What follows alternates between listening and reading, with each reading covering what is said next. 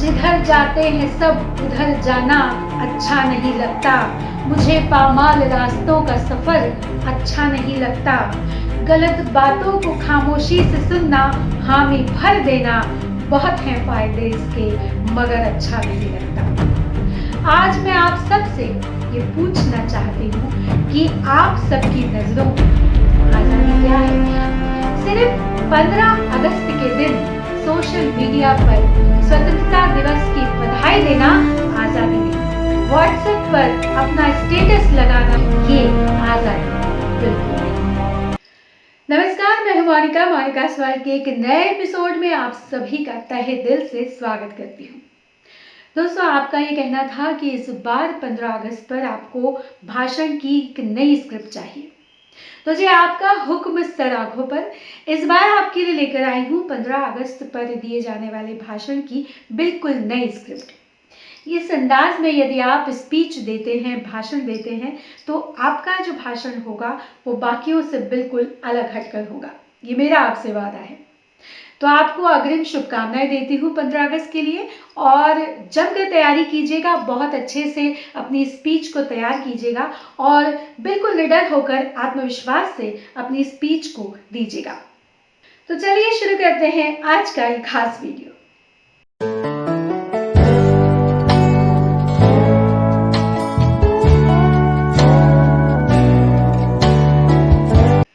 भारत देश एक ऐसा देश जिसके एक तरफ तो हिमालय उसका प्रहरी बनकर उसकी रक्षा करता है, तो वहीं दूसरी तरफ गंगा और यमुना जैसी नदियां कल कल बहती हुई उसको पावन बनाती है। एक ऐसा देश जहां पर्वत भी हैं, पठार भी हैं, जहां मैदान भी है और रेगिस्तान भी है।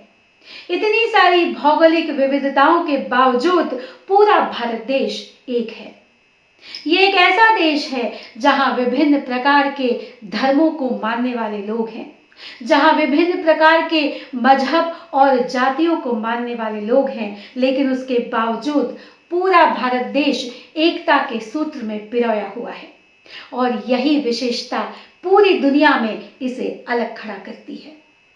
पूरी दुनिया में अपनी खास पहचान रखने वाला ऐसा देश जिसे इतिहास में सोने की चिड़िया कहा जाता था, वो देश जब कई वर्षों तक गुलामी की जंजीरों में जकड़ा हो और उसके बाद उन जंजीरों को तोड़कर आजाद हुआ हो, तो उस आजादी की कीमत उनसे पूछिए जिन्होंने इस आजादी को पाने के लिए अपने प्राणों को न्यौछावर कर दिया। आज हम देश की 77वीं आजादी की वर्षगांठ मना रहे हैं।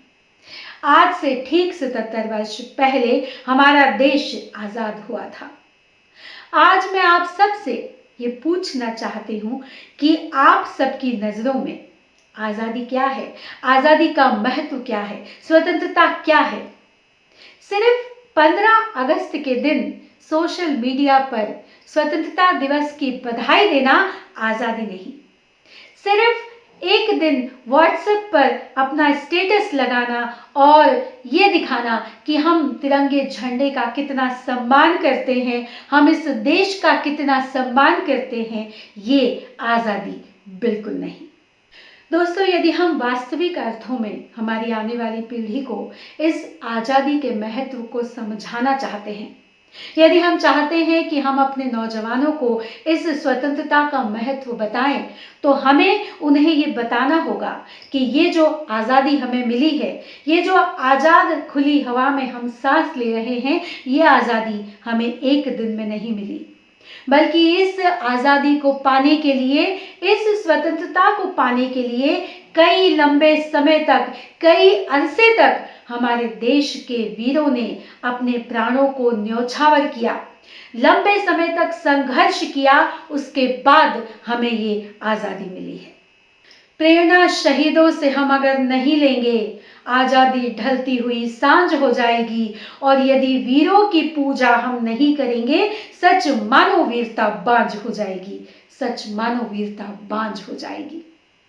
यदि उस वीरता को बरकरार रखना है, उन शहीदों की शहादत को बरकरार रखना है, उनको सच्चे अर्थों में श्रद्धांजलि देनी है, तो आज के दिन हमें अपनी आने वाली पीढ़ी को ये बताना होगा कि कितने संघर्षों के बाद ये आज़ादी मिली है। ये आज़ादी बहुत कीमती है, ये स्वतंत्रता बहुत कीमती है, ये देश बहुत कीमती है। इसको बहुत संभाल कर सहेज कर रखने की आवश्यकता है। आजादी की 77वीं वर्षगांठ पर मुझे गर्व होता है कि मेरे भारत देश ने चंद्रयान-3 की सफलता को पाया है। मुझे गर्व होता है कि आज भारत देश में शिक्षा का स्तर पहले से कहीं अधिक ऊंचा उठा है। मुझे अभिमान होता है कि आज भारत एक आत्मनिर्भर भारत की तरफ अपने कदम बढ़ा रहा है। महिलाएं आत्मनिर्भर बन रही हैं।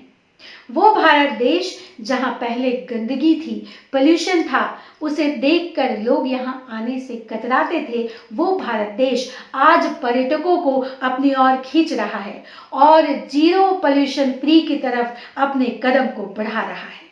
आजादी के बाद से अब तक हमने लगातार विकास किया है और हमारा देश निरंतर आगे बढ़ता जा रहा है।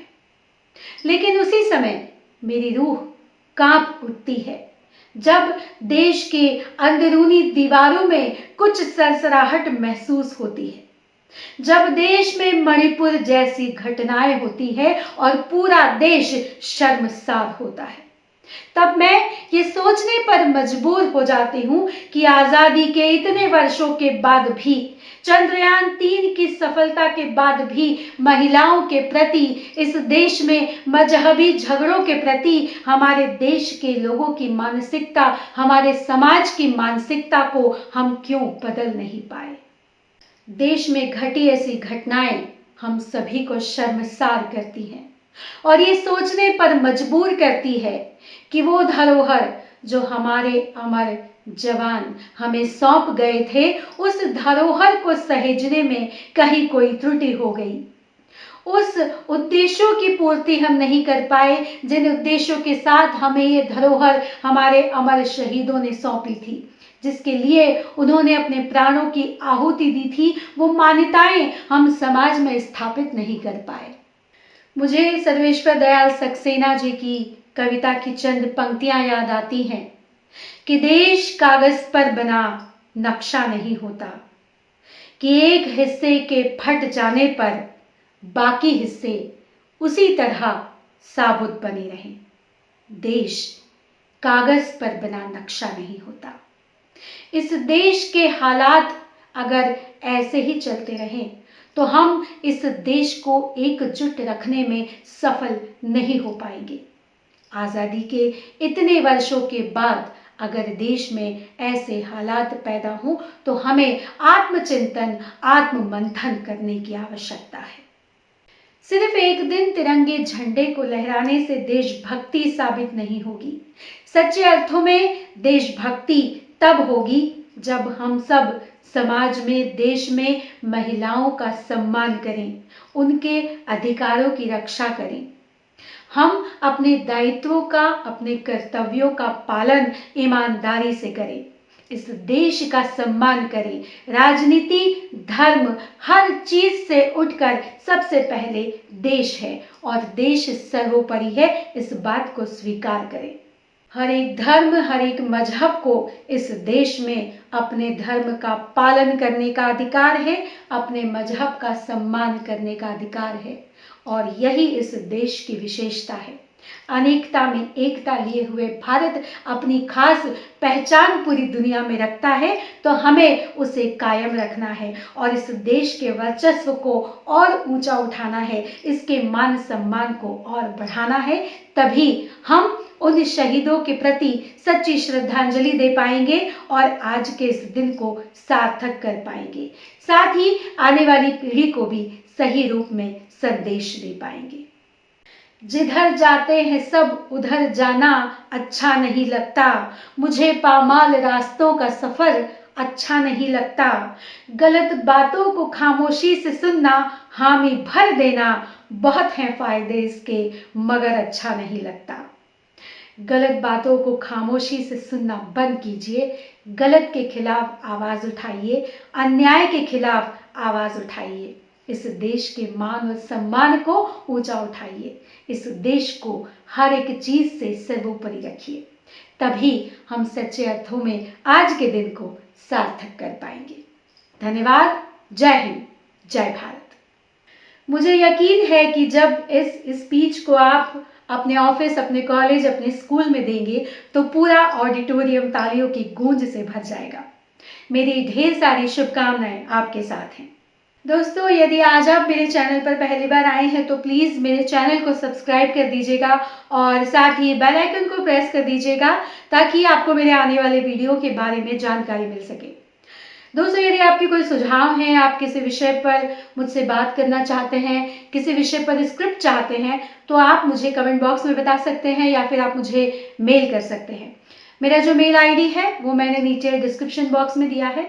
मेरा इंस्टाग्राम का आईडी और मेरे फेसबुक पेज का आईडी भी मैंने नीचे डिस्क्रिप्शन बॉक्स में दिया है, आप देख सकते हैं। आपका प्यार, आपका साथ, यही मेरा हौसला है। इसी से मुझे आगे बढ़ने की प्रेरणा मिलती है। इसी तरह अपना साथ, अपना सपोर्ट मेरे साथ बनाए रखिएगा। चलिए दोस्तों, अगले किसी नए वीडियो में अगले किसी नए विषय के साथ आपसे बहुत जल्द फिर मुलाकात होगी। तब तक आप अपना और अपनों का ख्याल रखिए। धन्यवाद दोस्तों। जय हिंद, जय भारत।